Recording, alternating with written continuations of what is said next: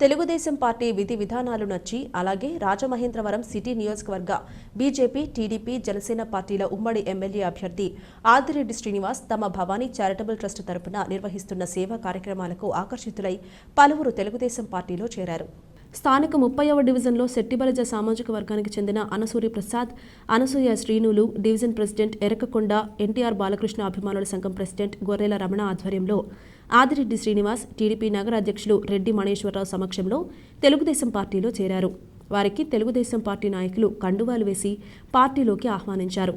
ఈ సందర్భంగా ఆదిరెడ్డి శ్రీనివాస్ మాట్లాడుతూ పార్టీ బలోపేతానికి కృషి చేయాలని, రానున్న ఎన్నికల్లో బీజేపీ, టీడీపీ, జనసేన కూటమి అధికారంలోకి వచ్చేందుకు సైనికుల్లా పనిచేయాలని కోరారు. అనంతరం డివిజన్లో రెడ్డి మణేశ్వరరావు ఆధ్వర్యంలో భవిష్యత్తుకు గ్యారంటీ కార్యక్రమం నిర్వహించారు.